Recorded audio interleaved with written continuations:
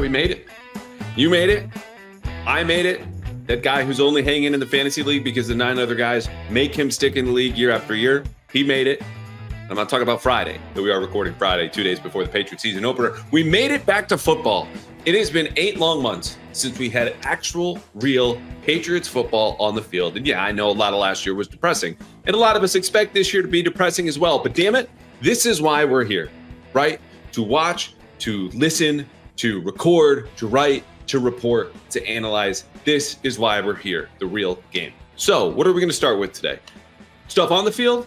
No, of course not. We're going to start off the field. And then we're going to get to Jeff Howe of The Athletic for our Bengals preview episode, as well as a little bit of season preview stuff. Though, honestly, I feel like if you've been listening to the show long enough, or certainly this summer, like the season preview has been every episode since the start of camp. So there's a little bit of season big picture stuff, more pointed stuff for Sunday's game. But I'm going to start here with an intro that covers 6 different items because there's a lot that's happened over the last couple of days. Not in a big picture, oh my God, emergency pod kind of way, but just in a we should sit down and check in, talk kind of thing. An email, not a meeting. So let's start off with a meeting I had with Eliot Wolf. Number 1, Eliot Wolf and I spoke for an exclusive story you should read if you haven't, and not because it'll make my bosses, the Boston Herald, a little bit happier than they generally are. But this is something that covered pretty much everything I thought you would want to know. Drake May's development, where he sees the team right now. We talked about tanking and what the focus is moving forward. So my takeaway from that story, we chatted for about 20 minutes before I wrote this up, is the greatest barrier really right now between you and me and the Patriots is not the concrete or the bricks that make up all of one Patriot place and down headquarters. It's just belief. Eliot Wolf genuinely believes in the roster that he built. This is not surprising. GMs do not sign players that they don't like, but we all know the players the Patriots have are generally players that other teams don't like. So what I'm going to do here for you now is read a couple of quotes where, again, I think you should read the whole story. There's more here, but these are things from Eliot Wolf to me you have not heard anywhere else. And they speak exactly to where we are, as I pitched to the PR staff weeks ago. Let's do a state of the franchise kind of story. On the record, before the opener, this is how he sees things. So I asked him about the offense. 2 weeks ago, he's saying on the record, yeah, we think this offense can support a quarterback. Then they go to Washington, and Washington's number 2 defense whips the starting offensive line. City so leaves him that injury, more on him later. Darian Lowe's already banged up, and things just really aren't so good. So I said, okay, have they at least lived up to your expectations now? This is what Eliot Wolf said. He said, quote, I think it's hard to talk about living up to expectations before we play the games. We don't know how it's going to settle. We've had a lot of moving pieces in the offensive line. We've had a lot of moving pieces at receiver, trying guys at different positions, different groups. We feel good about the groups that we've assembled. We'll see how it goes. Okay, not surprising. Quote number 2, I think this will have your attention a little bit more. Talking about the youth movement, right? The Packer way, he tells us at the combine, hey, we're going to prioritize snaps for younger players more than we have in the past. He goes, quote, I would expect this year we will be getting younger as the year goes along, as opposed to the other direction, whether it means by injury or attrition or whatever. Everyone knows, not everyone, that we're trying to win now, obviously, but there is an eye for the future in developing this core of players that we haven't maybe had the last couple of years. Bingo, there it is. It's all about the core, whether that's extending guys like Mike Onwenu, Kyle Duggar, certainly Christian Barmore, right? Or it's the draft and develop focus with Jalen Polk. Drake May is going to be the biggest piece of this, and the other guys that they drafted. It's about the core, the young players. So playing them now and extending them later. Speaking of Drake May, again, he was a part of these conversations that led to Jacoby Brissett being named the week 1 starter. It was Gerard Mayo's decision, though he took a long time and many detours to let us know, oh, yeah, it was me making that decision. So I said, can you just give us some more insight into how this happened? Here's what Eliot said. Quote, we just feel like the worst thing that could happen is you put a guy in before he's ready, and then you have to take him out. And whether that's him or somebody in another position, for a young player to not be ready and be put in that position, it can be counterproductive to their career. So then I go, as I think you are right now, why isn't there a veteran quarterback on the roster? Because if Jacoby gets hurt, as we saw in the preseason finale, and everyone's been talking about this for weeks, can you put Drake May in there? Because Gerard is committed 100% publicly on the record. Yes, he's the second quarterback. Drake May will go in. And Eliot's answer was, well, we'll make an exception because we have confidence in May. And Jacoby's been durable, and we're counting on that. But we also have a contingency plan. And so this is why we're going to make an exception with the most important position, the most important player on the roster. That answer, I don't know for a fact. but I would imagine got ripped apart a little bit in other places in the Boston media market. But here's the thing. That's information. Those are quotes. That's access. Not to pat myself on the back, but I think you would want to know from the head of the front office about why the roster looks like it is now, not just because Drake May is not starting week one, but just what they feel and what they look like. Again, the barrier between you understanding what this roster is or being inside is not the brick, it's not the doors, it's not the security, right? It's just belief. They like their team more than you do, more than I do. And like you said at the start, we'll see. Okay, that was a long number one. Six-pack continues. Number two, Bengals are juggling right now. So Jeff Howe is going to come on and enlighten us a little bit about Jamar Chase's situation, which, if you've been following it all, is not like Brandon Ayuk level. There's a 5-alarm fire, but no one really knows if it's a PETA that's been left in for too long or there's like actually a blaze somewhere, but things aren't good. People have exited. When can we go back in? When is this going to be over? It's just that he's saying today, Friday, there's a contract within reach, and I'll be willing to play the contract, but I'm going to be a game time decision. All of which is to say, well, what the hell is going on? My bet, my money is right now that he'll be limited on Sunday. I think he'll play. I don't think someone who has basically not practiced all summer can go play in an NFL game from start to finish. So we won't see that. And he might not be alone. T. Higgins popped up in the injury report on Thursday with a hamstring injury. And I didn't know this, honestly, until today. Higgins has had a long, years-long history with hamstring injuries. So forget that they're generally finicky. You don't want to mess with them because they will bite back very quickly. But he was not a participant in today's practice, which was just a walkthrough, which to me says he's in a little bit of trouble. So there is a world in which the Patriots go into Cincinnati, biggest underdogs, 9-point underdogs of week one, and don't have to deal with Jamar Chase or T. Higgins. Again, I think Chase will be limited. We'll see about Higgins. But if you're someone who, and I wrote about this upset path today in a similar Friday 5, it's a new column I'm doing, you should read it on Fridays, that believes the Patriots can pull the upset. First of all, I talked about it earlier this week. Yes, that's absolutely possible. And those odds might have just increased, even though the Patriots are dealing with their own injuries, which brings us to number 3. City Sal is not going to play. The injury report, as I check my phone now, has not come out just yet. But this dude is not seeing the field in 2 weeks. He got hurt in the preseason finale. That was August 25th. It is September 6th now. Patriots practiced 4 times this week, including a walkthrough today. He's been completely MIA. So an offensive line that was generally a shaky position group to begin with, even at full strength, is now missing a guy who might be their second best offensive lineman by the end of the season, and they need a new left guard. So who is that left guard going to be? It will probably be a combination of 2 guys, Nick Leverett and Michael Jordan. Jordan is on the practice squad because he was one of the 4 guys released on cutdown day to make room for the 4 waiver claims. They've been repping with the starters in practice. I don't really care if it's Nick Leverett or Michael Jordan. Either one is like having a kick me sign slapped in the back of the offensive line if you're a defensive coordinator, especially a defensive coordinator like Lou Anarumo, who, look, that defense stunk last year, but this dude knows how to get into his bag and what to pull out when it comes to third down, and particularly with pressures, simulated or actual blitzes. So the offensive line as a whole, but Arian Lowe has been practicing, which is good. The last few days, Gerard Mayo has been encouraged by his progress dealing with an abdomen injury. If he plays, here's the offensive line.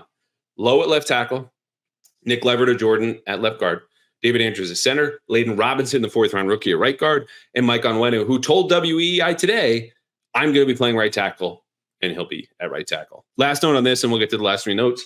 The Patriots are going to rotate, and not just with their offensive line, but Gerard Mayo opened this morning's press conference by saying, I watched the game last night, Ravens and the Chiefs, and conditioning, especially in week 1, plays a big factor in winning or losing. And so we're not talking about guys who can run certain 40 times or pass conditioning tests in July. We're talking about like game shape, right? You're in for 10 plays. If you go all out, what else do you have in the reserves? Patriots don't know that yet. So he's left it up to the position coaches. And I would circle these or watch these when you're watching on Sunday: receiver, corner, defensive line, and offensive line, where you're going to see guys come in for different series, maybe a quarter, and then they'll react from there, right? If Nick Leverett starts, Jordan comes in, and Jordan gets posterized, they'll put Nick Leverett in and probably roll with him, right? But they're going to be rotating guys, as Gerard put it, for the next few weeks. So something to keep in mind. All right, number 4. I have a big story on this coming out either Saturday or Sunday, I don't know which one, about DeMarcus Covington, who's really going to be the defensive brain behind all of their game planning, obviously the play calling as a D coordinator. It's not Gerard.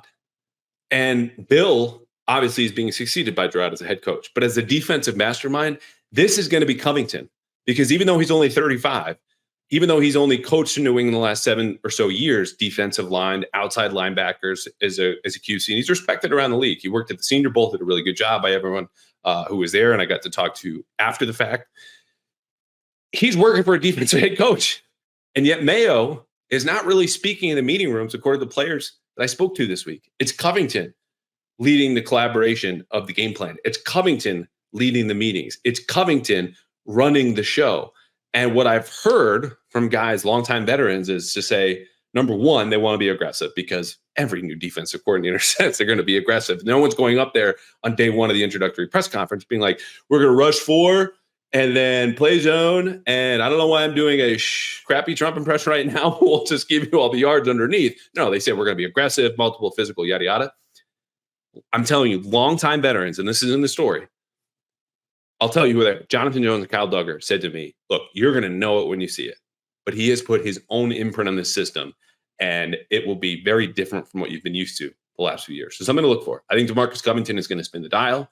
There'll be a lot more disguise, which is saying something for a Patriots defense, right? But they might finish among the highest blitzing teams in the league just because of the coaching change and the personnel that they've carried over. Number 5, this is simple, guys.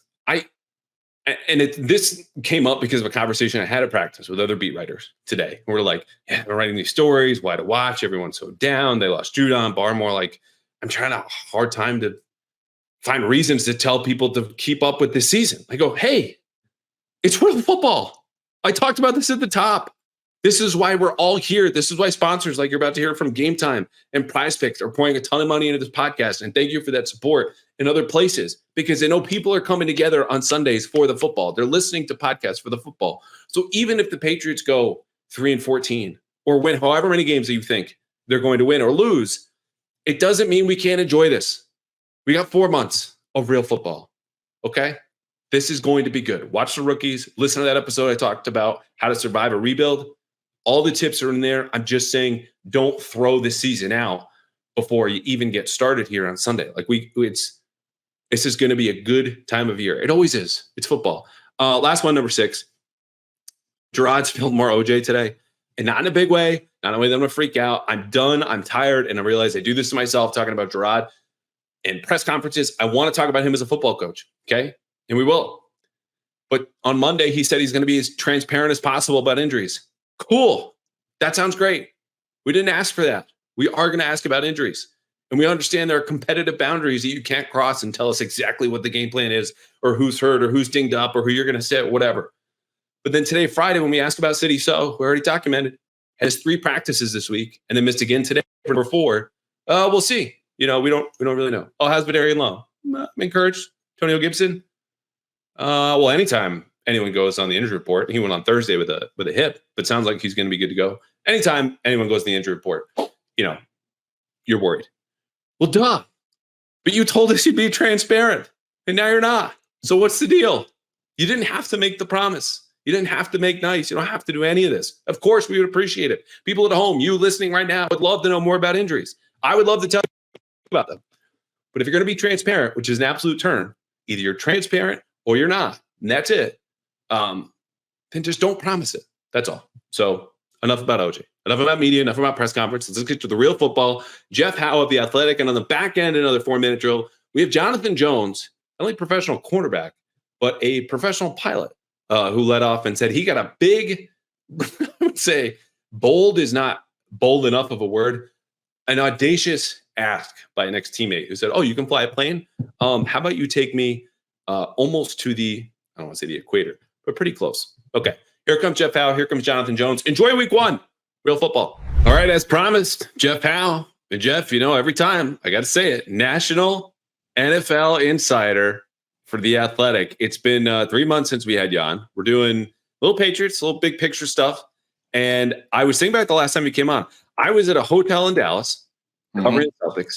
There was a different presidential candidate available on one side. The Patriots were most in the news because Drake May had not competed for the number 1 job, but had been promoted from number 3 to number 2, all of which is to say it's been a long time since we hung out. Thanks for coming on. Of course, it's been a little too long. Yeah.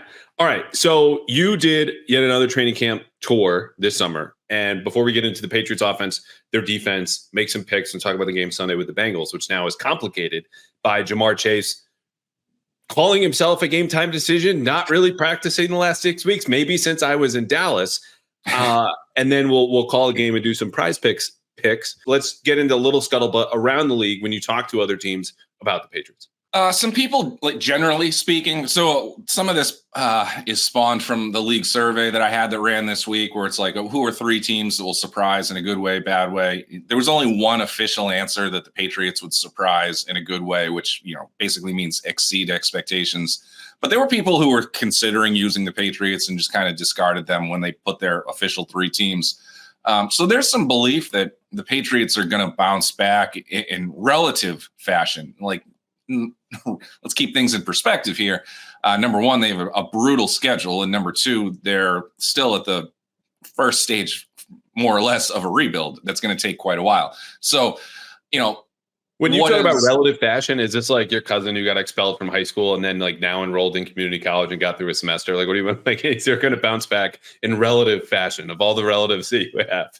Hey, I failed out of a certain university in New England and wound up in community college, and I turned out just fine. Okay, exactly, so, right? Yeah, you're one of the rebuild, Jeff Howe rebuld. Yeah, we're all here for a happy ending, so everything will be just fine for the Patriots because of that. No, I mean, look, I think they should be competitive. They should play hard. I think there's going to be a little bit of a reinvigoration under the new staff.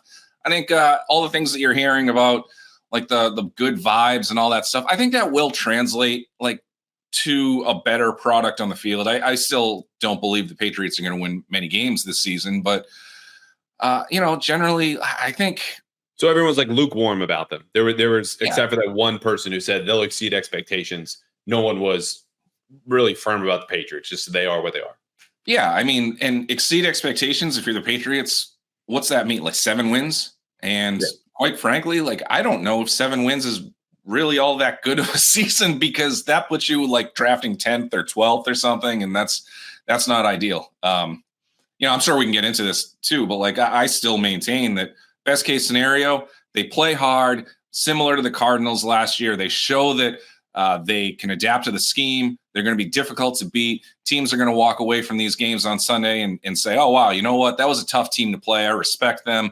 They're just not quite there yet. And then at some point, you do enough where Drake May is going to give you some positive momentum toward 2025 and finish with 3 or 4 wins, get you another top 5 pick, and keep building and accelerate that rebuild. I personally think that's the best case scenario. Okay, very good.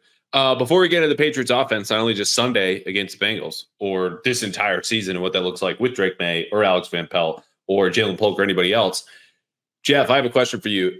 If you do not have a press pass and you needed to go to certain football games, do you have a particular site that may or may not be called gametime.co that you would prefer to find your tickets to go to NFL games? I'm willing to listen. I think you should go to Game Time. And here's the thing. I've talked about them before. I've gone to Red Sox games this year using Game Time. But you are listening to this podcast because you're a football fan. And the Patriots have a home opener against Mike McDonald, Jeff's new best friend. They're going to play Miami and Houston in October, the best time of year, in my opinion, for Gillette Stadium. And then the Jets just before Halloween. I've told you already the Patriots are beating a playoff team. I think it'll be one of them, if not maybe the Chargers who come in December or the Bills. Whoever it is, go to Game Time where they've got the lowest price guarantee and credit you 110% of the difference if you find a lower price elsewhere with another ticket market. Not to mention their all-in pricing helps you skip those pesky fees, and you can find your seat view. Very helpful when I go to Fenway. So do all of this with Game Time Picks, which filters out the fluff to only show you incredible deals and great seats. You don't have to waste time searching through thousands of tickets. Download, like Jeff is, the Game Time app today, create an account, and use code CLNS. It's simple. CLNS for $20 off your first purchase to any of those Patriots games, college games, concerts, whatever you want. Terms do apply. Again, just create an account like Jeff. Redeem code CLNS for $20 off. Download Game Time today. Because what time is it? It's Game Time. On to the Patriots offense. So I just want to ask you a simple question. Who gets more starts this season, Jacoby Brissett or Drake May? Drake May, because I think the wins and losses, I think you know how my feelings are. Like, I just don't think they're going to win enough for Jacoby to justify maintaining that job. I mean, at some point, you're going to need to concentrate on 2025. If for somehow they exceed expectations, let's say they're 4-3 in the first, month and a half, and all of a sudden that kind of forces their hand, they have to stick with Jacoby Brissett. But if you're not winning, at some point, you just have to focus on the future. And with Drake May coming on the last couple of weeks of training camp in the preseason, you've got to fall back on that and say, hey, this guy might not have given you the best chance to win now or in week 1 through week X. But at this point, the winning isn't happening. So it's time to see what Drake May can do. Assuming, I shouldn't say assuming, projecting that the offensive line isn't an unmitigated disaster. Like if it's the worst offensive line in the league and they can't protect anybody, then you got to try to figure out what you're going to do. But I don't think the wins are going to come. The schedule's too hard. And I think eventually you have to build toward next season. I am with you. The other way to answer this question, right, is assuming that if and when Drake May does take the reins, and it will be sometime this season, let's be clear about that.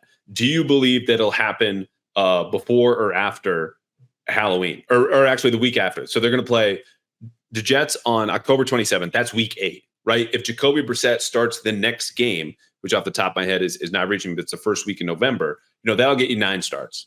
And to me, I think unless they're competitive enough, or the situation is just so bad that, as I said in the beginning, as Eliot Wolf told me, we think the worst thing you can do is put a guy in before he's ready and then have to take him out. Like that means you're basically believing that they'll sit Drake May until Thanksgiving. And I know, as you've written and talked about and reported, they've got time and they know it and they're going to use that time. But I do think because of how Drake closed the gap late in the year, and I've circled that second Jets game, October 27th, it's right after they get back from London, it's week 8. That, to me, even as good as the Jets defense is, would be an ideal time or when I think things will line up to put Drake May in there. So I'm with you. We talked a lot about the quarterbacks. I think everyone knows what Jacoby is, somewhere between the 25th and 30th best quarterback in the league. One number that's being overlooked, though, and Doug Kide, your friend and mine, did a great job writing about this week, as I've said before, but didn't dive in as deep. 1.4% interception rate for Jacoby Brissett in his career. Lowest in NFL history. Wow. So as we all watch Mac Jones give the ball away a la Candy on Halloween late last year, and Bailey Zappa do the same, that just stopping the bleeding in that kind of way, I think is going to have a bigger impact than we know. Am I right or wrong, though? No, yeah, absolutely.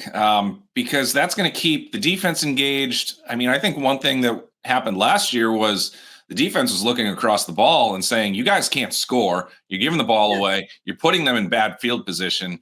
And as much as you can possibly, the defense deserves credit for not kind of folding up shop earlier than they did. And I'm not saying they were bad by any stretch, but toward the end of the season, like they just weren't as inspired. And who can blame them for it? I mean, what did the offense have? Like 3 or 4 straight, or they had like 3 or 4 straight games when they allowed 10 or fewer points and they lost them all. Like they were the first team in like 85 years to do something like that. I mean, that is a soul crushing type of thing for a defense to endure. And you see it with teams, 2 or 3 teams like that almost every single year. Look at what happened with the Jets at times last season. And, defensively, like they were supposed to be outstanding and they had mental lapses because they knew they weren't going to win a lot of those games. So if Jacoby, whether or not, I don't know, ceiling is a top 20 offense, and I think that's being generous. Let's say they're the 20th ranked offense, but Jacoby's keeping the ball secure. He's not giving it away. And they're at least able to get into the fourth quarter of some of these games saying, all right, well, if a couple things go right, maybe you steal one here. Again, that's going to keep the defense playing harder. And I think that is an important aspect. So I think that's a good point, and especially as someone who talked to Adrian Phillips and Devon Gotcha after a couple of those losses, and they were telling me, well, I guess we got to hold them 0 next week. And Gotcha went as far as to say, well, Devontae Parker dropped the ball, and Tyquan's got to bring in that ball. Like there is it's not tangible, right? The things that you're talking about, but there is something to say, hey, when the season's inevitably lost, like we all expect it to be, and that's fine. This is year 1 of a rebuild. How do you keep guys fighting? It's not just the coaching, which is designed to organize and motivate. That's the job of the coaching staff. But offensively, can you motivate your own teammates? And I think Jacoby or Drake will do that, because Drake also, for all of the concerns about like, oh, He'll, throw certain interceptions, try to be Superman in college. His turnover-worthy play rate as a college player was among the best in the country in the FBS. So I think that was a little overstated. And even when you could admit, and I can too, he threw some bad picks late in the year last year for North Carolina. You understood them to a degree because of the lack of surrounding talent around him. It's not great now that he's in the NFL, but we'll move on. Quarterbacks aside, give me just an X factor where you're talking about that ceiling being 20, maybe 22, 22nd best offense in the league. They will get there if blank, or if this position or player does not perform, they might be 32nd as opposed to 22nd. I think they're going to need to steal some yards. And by that, I mean, you're going to need some explosive players. And, I think you're going to look at Pop Douglas and say, of course, you're going to be incredibly valuable. Can you make some explosive plays where you can turn let's say a 15-yard gain into 40? So you don't have to, I mean, if defenses are going to play a shell and force the Patriots to methodically work their way down the field, I think we all know how that's going to go. If somebody like Javon Baker, who I would defer to you on that, might be inactive on Sunday, but if somebody like Javon Baker can look like he did, at least early going, and show some of that explosiveness, I mean, maybe he could be somebody like that. I mean, I don't know if that can be Tyquan Thornton's game. It might not be. I mean, I wouldn't put a lot of stock in that. So, or if like Ramondre all of a sudden, finds some sort of burst and is a nightmare for defenses to kind of bring down. But, that's a lot of ifs, and there's no sure things there. I mean, Pop Douglas might be a sure thing as a quality possession type of receiver who can do some shifty things after the catch, but there's a lot of ifs. And without knowing what the offensive line is going to look like, without having a true fundamental understanding of what Alex Van Pelt's offense is going to look like, including some people who've worked with him, who weren't quite sure which type of scheme he would defer to more than any of the others. There's so much to project, and it's you don't really want to go into a season with if. Okay, so you want 5 X factors. That's what you want. There's no single one. You're going to need about 5. Yeah. Look, that's all fair. I think we know where the Patriots are. I think if you're picking one particular, let's call it a hinge point, or a pivot point, that this could, again, take the offense almost single-handedly to heights that people don't expect right now, or bring them all the way down to the bottom. I would say, to your point about explosive plays, I don't see Demario Douglas as being that player, though I do think he will be fed early and often, and we're going to talk about him later. I can't believe I'm saying this, but I think it's Tyquan Thornton or KJ Osborne. And I say that knowing that I think Jalen Polk will start sooner than even Drake May. I think he'll be in the starting lineup. He deserves those snaps. He'll take over one of the outside spots, probably at the Z. But this is a downfield, deep passing attack. And you need guys downfield that Brissett and or May trust to throw it up there. And right now, the way they've been giving these reps to players like Tyquan and KJ Osborne, they're going to start soon. And they're faster. They're better downfield than Jalen Polk, who can win contested catch situations, but has a more well-rounded game. So if this offense is going to boom, it will have to be downfield, dropping bombs to one of those two guys, as we saw Brissett do a little bit. So that's why I think it's with them. I do think it's more likely that one, if not both of them, bust in that kind of scenario, and Polk starts and we get more Pop Douglas, and you'll have more 12 personnel with Henry and Hooper, and they're not going to be X factors. They're just steady Eddies walking around in jerseys that start with an 8. Like that's what they are, regular tight ends, regular dudes. But X factors, I think it has to be the guys downfield. Also because, we haven't talked about this, the offensive line is what it is. Like that unit is not going to get into the top 20. So we could talk about, well, if they protect, they'll have time. I don't think that's a bankable thing about this offense, that the offensive line is going to outperform expectation. Yeah, I mean, the only way you can is if you really truly scheme it up and you can count on the quick passing game. But I would feel a whole lot better about that if a much more proven starter, I was going to screw it. If Tom Brady was a quarterback, I would feel good about him being able to get the ball out quickly. That's just, obviously that's not realistic. But you know what? Like Alex Van Pelt, we've talked about this before, and I think you kind of rolled your eyes at me.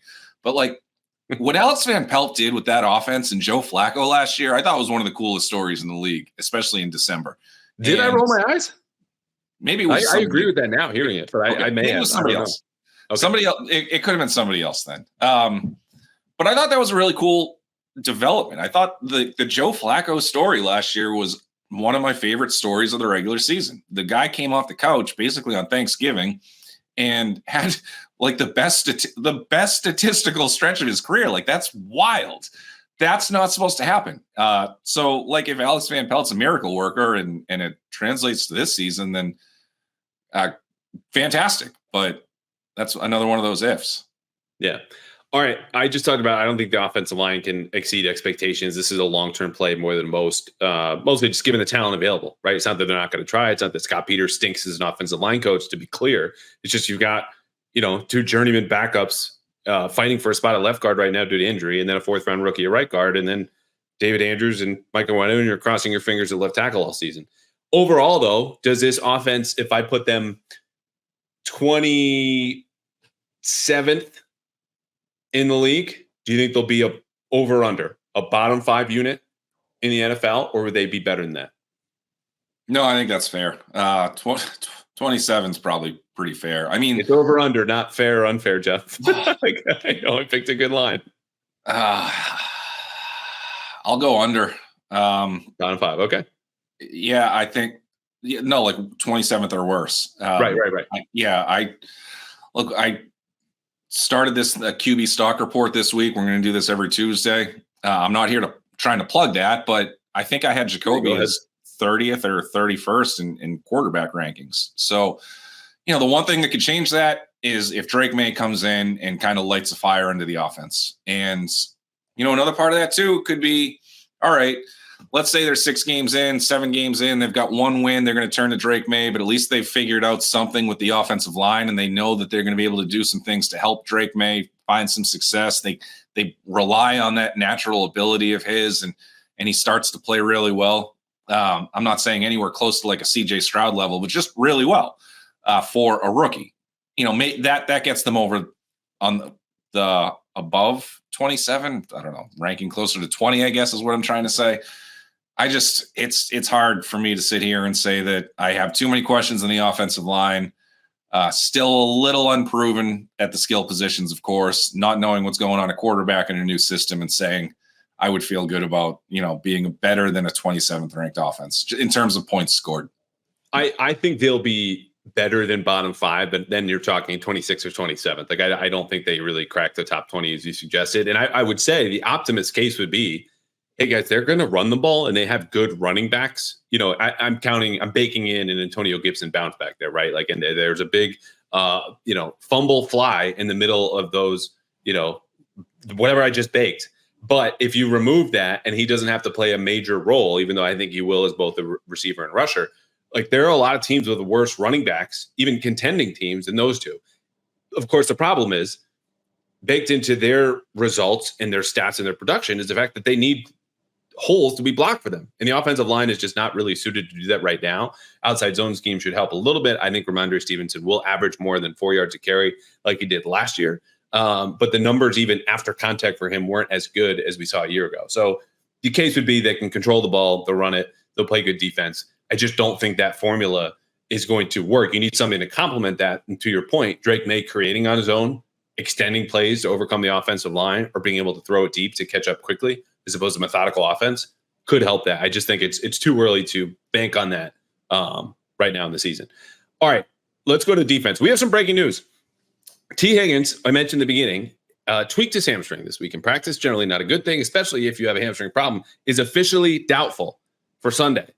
So before we get into Cincinnati, I want to say that because Jamar Chase, if he's limited, you have the Bengals' 2 best offensive players outside of Joe Burrow, and certainly his 2 best receivers, not on the field at times whenever Chase would sit, assuming that T. Higgins also sits the entire game, which most people who are doubtful tend to do. Zooming out, though, similar question for the defense. If I put the over-under for their final season ranking in points allowed, you're either, and it's 11.5. Do you think this will be a top 11 defense or 12 down to 32 somewhere? 12 and down, because last year, I believe they were 15th. Yep. Higher in other metrics, but yeah. But if we're going by points scored, which is my favorite one to go with, because I know what it means,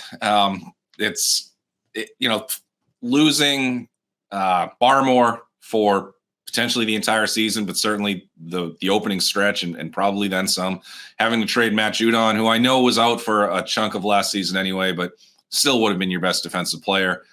That's a lot. And it's hard for me to look at that and say, all right, well, you just took two of your best pieces and they're not here anymore, regardless of what they did last year. It's hard for me to say that they're going to all of a sudden be a better defense. So I think somewhere between 15th and 20th. Yeah, I agree. I think 12 is a good place to aim. And again, it just comes down to the talent. And people don't want to hear this. We've been talking about this for a while. But if you're an offensive coordinator, you're Dan Pitcher of the Bengals, trying to scheme against them right now. And there's actually video that leaked of I think it was 7-on-7s at Bengals practice this week, where you have the scout team defense wearing certain pennies of the numbers of the players that the staff has circled, like, okay, we need to know where Jabril Peppers is. There was a guy with a 5 jersey. There was another one with a 23 jersey.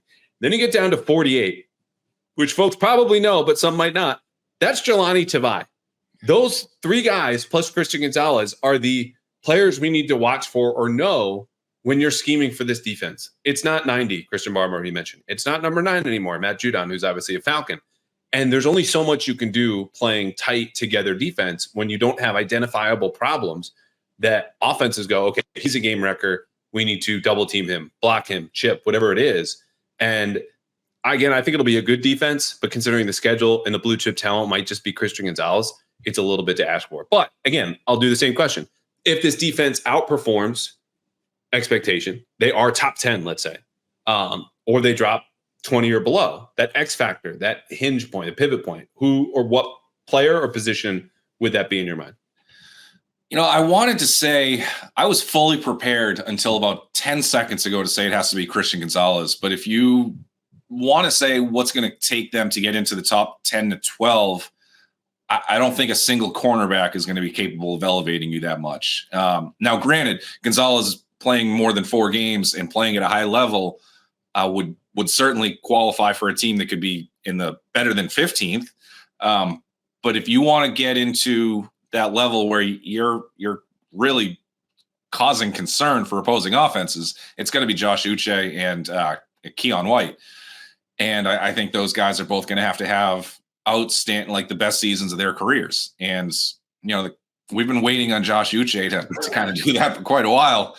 I mean, if he doesn't do it by the time he's 45, we'll still be sitting here on this podcast saying we're waiting for the Josh Uche breakout. But I think that has to be the difference. You need to have some game records on the edge. And look, we've seen it flashes. That doesn't necessarily, it's not like totally unrealistic to think that it could happen. But eventually you need guys to break from who they've shown you they are. Yeah. And I've used the line, can I just see Christian Gonzalez start a 5th game? Like, we annoy him and see him as a blue chip player. He was a surefire 1st-round pick, excellent athlete, plays a premium position, everything you want physically, balled out last September. But I'm just not willing to crown him yet until I see it more, especially given like a so-so summer. Keon White, can I just see him get a 5th quarterback hit? Like or it might be 6 if he had 5 last year. I know it's 4 or 5. To me, even if the Patriots believe wholeheartedly he's ready to replace Matt Judon, a 4-time Pro Bowler who nearly set the single season record for sacks for your franchise 2 seasons ago, and then the year before that, he needs to show me a little bit more. But to the point, I think if you're going, okay, what could change this? It is the ability to rush with 4. Because if not, this will be a high blitz defense. And it doesn't have to be like a standard 4-down rush. They'll need to get creative with it, which brings me to my X factor. And I said, a player or a position, and I'm breaking the rules because I'm picking a coach. Mine is DeMarcus Covington. He's taken over the defense, and they expect to spin the dial and be creative and use sim pressures and all these different things. He needs to be locked in more than anybody. This is the rookie that needs to stand out for the Patriots to take a leap or surprise this season, because the less talent you have, the more coaching matters. The more talent you have, just don't screw it up. Put them in the right place. Let them go to work. This team lost a lot of talent, which means that's more pressure on the coaching staff. And guys are never going to talk publicly in a way about their boss that makes them sound bad. So I'm not just going to say what John Jones told me and Kyle Duggar did about Covington. I'm just going to run with in print. But there are ways to say he's okay without telling me what they did. which is they're very excited about it. They're bought in. They know what good defense looks like, what it feels like. And it sounds like Covington's ready to put them in a place, in a position to do that week after week after week. And if he doesn't, we'll see it, and they'll be bottom 20. Bottom 20. 20 or worse. I mean, look, we've heard enough good things about Covington for quite a while. And from my impression, he's a player's coach. So that's important. It's not like, I mean, not to, I'm not trying to go after low-hanging fruit here, but like Matt Patricia, when he left for Detroit, we heard so many good things from the Patriots who were like, oh, you know what? He's like a brother, like a father, an uncle, whatever. Like so many guys loved him. And then he went to Detroit and he was the opposite of that. So, you want to see how people handle these promotions. Well, he was just the uncle at Thanksgiving that everyone rushes to take a seat at the opposite end of the table from. yeah, it wasn't great. Not in Detroit, and we know the history is here or Philly or pretty much everyone but Underdog Fantasy, where you can watch him on Coach with Bill Belichick once a week on YouTube. Yeah. So, but yeah, we don't need to spend too much more time on that. My point was like, Covington wants to be a player's coach. He wants to empower the players. I think that is only natural to be working with Gerard Mayo, to feel that way and to coach that way. So, look, I'm intrigued by what Covington can do. Yeah. All right. Are they going to exceed? Or, let me step back. I think a couple players of note, too, that would be outside looking in, runners up for this X Factor conversation. Keanu White is a big one. You already hit on it. I talk about Daniel Ekuwale, who did not receive exactly a ringing endorsement from his position coach, Jerry Montgomery. And I think you probably missed this because this is like in the weeds Patriot beat stuff. He said, yeah, I mean, he had a decent camp. It's time to shit or get off the pot. And that is a quote from his position coach. Like, we'll see what happens.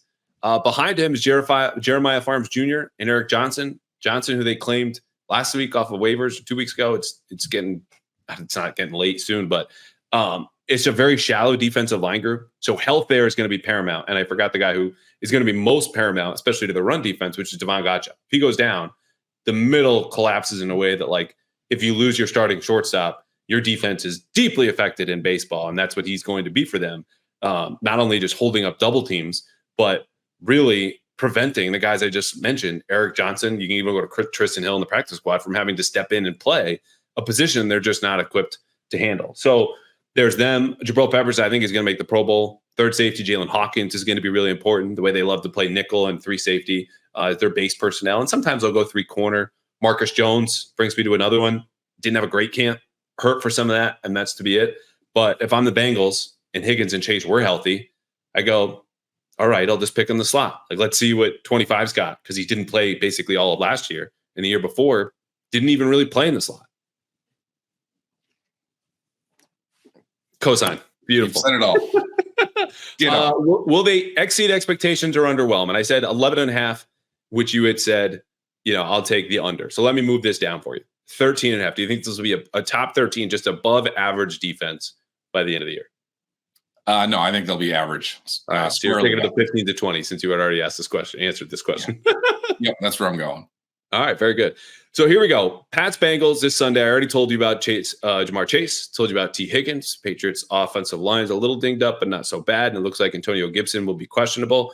So as you are setting your fantasy lineups and you are putting in perhaps some money other places, I'm going to encourage you again to play Prize Picks, America's #1 daily fantasy sports app, because here it's just you against the numbers. This is the simplest. It's the fastest. I find it to be the most fun way to win money while you watch sports. You just pick more or less and 2 or more stat projections. I did this last night, looking ahead to baseball games, and it was easy. It was simple. I didn't have to watch the whole game. I just checked my Prize Picks lineup a little bit later, and it could be Pop Douglas catches. It could be Ramondre Stevenson touchdowns. It could be Lamar Jackson or Travis Kelce or Patrick Mahomes, as we saw last night. Whatever you want. Prize Picks lets you win up to 100 times your money with as few as 4 correct picks, and it's the only real money daily fantasy platform. Let me say that again. Real money daily fantasy platform with an insurance policy where if someone in your lineup, any of the guys I just mentioned, gets hurt, your lineup is still intact. So do this whether it's in NBA, MLB, or certainly NFL coming up, and download the Prize Picks app today. Use code CLNS for $50 instantly when you play $5. That's $50 for free, so long as you play $5. Maybe not entirely free, but you don't even need to win to get that $50 bonus. It's guaranteed. Prize Picks, run your game. All right. I teased this last week. I'm going to give out 2 picks right now. These are very simple. Demario Douglas somehow has an over line of 36.5 receiving yards. You can pick more or you can pick less. I'm going to go with more. As a guy who is the leading receiver all of camp, prime for a year two leap, their best receiver, period. I believe he will have more than 36.5 receiving yards for the Patriots on Sunday. On the opposite side, because when you make these lines with price picks, you have to pick someone from another team. Let's go to the Bengals. Even if you think the Patriots are going to win, or if you think they'll get blown out, I like Evan McPherson, the Bengals kicker, one of the best in the entire league, to go more than 1.5 field goals. We had 4 last night with Chiefs-Bengals. Red zone offense is really difficult, but especially early in the season, when you don't have your timing down, everything's new, and you're playing a pretty good defense, which you know the Patriots have. I bet Evan McPherson hits 2 field goals or more, and you should put that in. More receiving yards for Demario Douglas, more field goals for Evan McPherson, and those are your Pies picks of the week. So, if you're picking a winner, Jeff, on Sunday, Pats-Bengals, I'll lay out a case for a possible Patriots upset, but I'll do that after the fact. Just give me a score here. Give me. How do you see this game going? Well, as we'll jump off of what you were just saying. I was thinking the Bengals would have 23 points, which would give McPherson 3 field goals. So I would say Bengals 23, Patriots 13. Okay, why? I mean, the Bengals are a better team. I think Joe Burrow is going to play ticked off this season. I mean, missing as much time as he did last year, having to play through as much as he did last year. We haven't seen the real Joe Burrow in over a year now. And if there's anybody who represents I hate doing this, but I'm not comparing him to Tom Brady. But if there's anybody who has that killer instinct like that, I'm going to take it personal thing, like Brady. I think Burrow is the closest thing to it in today's current landscape. So I think you're going to see him all ticked off, regardless of who he has on the field with him. I do agree. I think they should struggle because, as you said, T. Higgins is doubtful, which means he's probably not going to play. That's the definition of doubtful, probably not. So we'll do that. And then we don't know what Jamar Chase is going to do. I would assume he's going to play, but we'll see. And they lost Tyler Boyd too. So and Joe Mixon. So this is a team, Joe Burrow is kind of working through a bunch of stuff here. But I still think he is the second or third best quarterback in the league. And I think that'll be enough for him to kind of get the Bengals through what I expect to be a sloppy game. It will be a sloppy game. And the Bengals are particularly sloppy in weeks 1 and 2. And that's since 2020. They're 1-7 in weeks 1 and 2 over the last 4 seasons. And that is my starting case for a possible Patriots upset, which I said last week on this podcast. I think the Patriots will be the last winless team in the NFL, so I don't think they're going to win Sunday. But if you were to believe, and I think this is absolutely possible, it's because the Bengals start slowly. Their 2 best receivers are either limited or going to be entirely out, which it sounds like Higgins will be out. Joe Burrow feels as good as he ever has, something he told reporters this week. But if you're throwing 2 guys that are perfectly, you could say coverable, but easily defended in man-to-man coverage, that unlocks everything for a defense that can now apply more pressure to an offensive line. That did add Trent Brown, and we'll see what version has Orlando Brown Jr., but in the interior, he's kind of average. So this is where I think the Covington piece comes in, is of what they're going to introduce and all these different wrinkles. And that's all the Patriots need, is just to hang around, keep this close. So the Bengals are not particularly explosive. It plays into your good defense, and it comes down to the offense, protecting the ball. Jacoby Brissett, again, 1.4% interception rate for his career, lower than Tom Brady, lower than everybody but Aaron Rodgers, who has the same career rate in NFL history. If they protect the ball, can run the ball in a defense that was 28th against the run last year by yards allowed per carry, and worse than that by DVOA. Oh, and they lost DJ Reader. Oh, and his replacement, Chris Jenkins, a big defensive tackle out of Michigan, is a second-round pick, is hurt and not playing.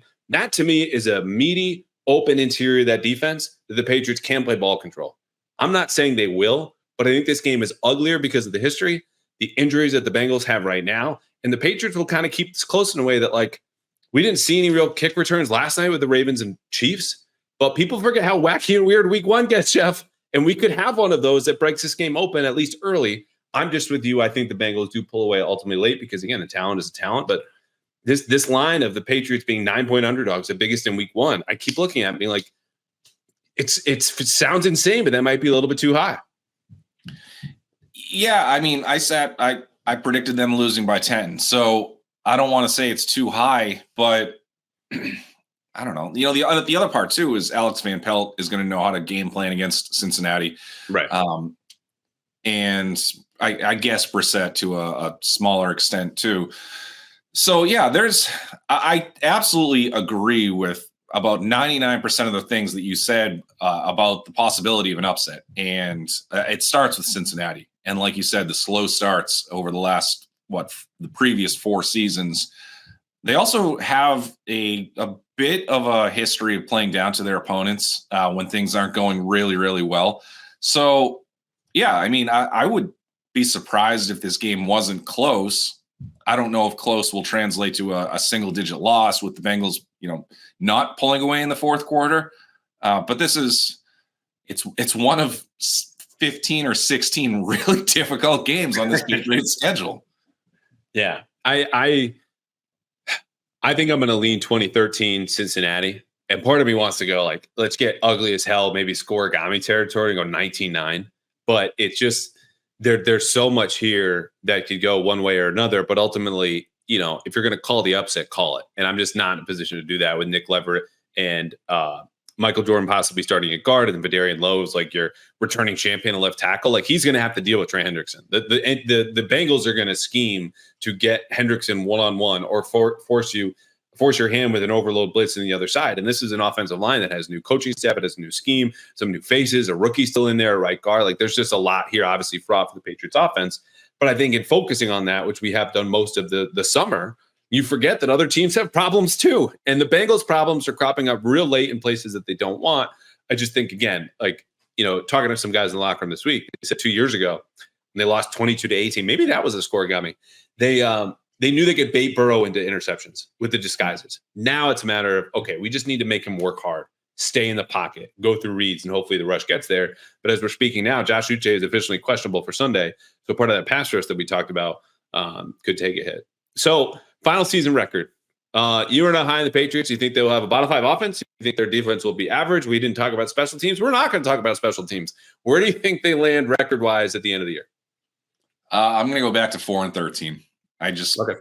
And the 4, like they're not going to be a bad 4-13 team. And I hope that doesn't sound like I'm trying to couch it or whatever. I mean, I'll use the Cardinals again as an example. I can't remember what their record was last year, 4-13, 5-12, somewhere along those lines, where they played hard. You knew they were well coached. Obviously had, Kyler Murray coming back from an injury, but that's a team that drew a lot of teams respect last year. And there's always, the Texans were like that the year before that. So you can have a 4-13 year and look at it and say, hey, you're building towards something. So I would expect it to be 4-13, but they have the Titans, the Cardinals are a couple of games, you're probably going to take one from the Jets because you always do. So there's potentially 3 wins right there. They'll steal one because, every team steals a game at some point. Yeah. So that gets you to 4. I'm not even, I don't even want to predict the Patriots are going to beat the Cardinals because I sit here, I keep saying nice things about them and I mean them because it's just that comes from just talking to other people around the league and how highly regarded they really view this team. Not saying the Cardinals are going to win 12 or 13 games, but it's a well-coached team that is starting to build a decent amount of talent. So look, it's just, if they were playing an average schedule, I might be tempted to say 6, 7, maybe even 8 wins. But I don't see it. It's just it's too hard of a slate. It's not in the cards. Is that what you're saying? It is not. It is. I see what you did there, and I'm kind of proud. Kind of proud. I'll take kind of proud. Kind of proud. Again, print the shirts. The 2024 Patriots. Kind of proud if they get out of here. I'm with you.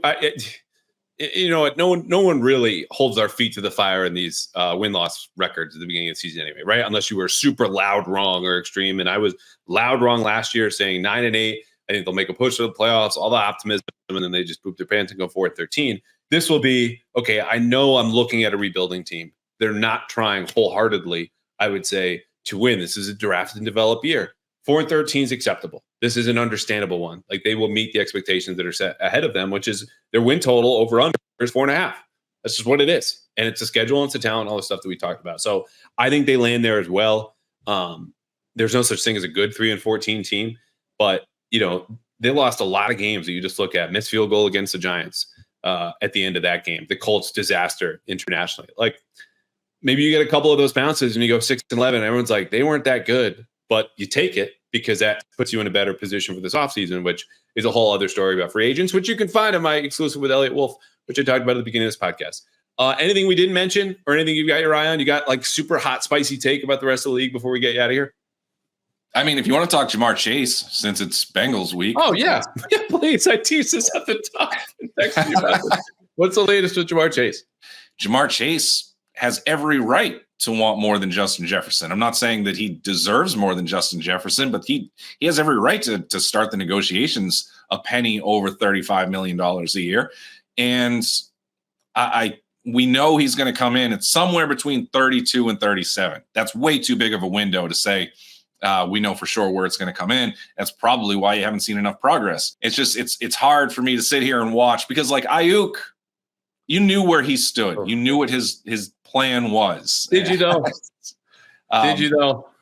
You did. I think he was consistent. Whereas Chase, I mean, he gets to the point where Zach Taylor says that he's going to practice a couple times during the week 0 bye week, and then he shows up 13 minutes late in street clothes and he's not practicing. So there's a huge disconnect right here. I think you just have to see read the writing on the wall with the Bengals franchise history. You got to commit all the way to one direction or all the way to the other.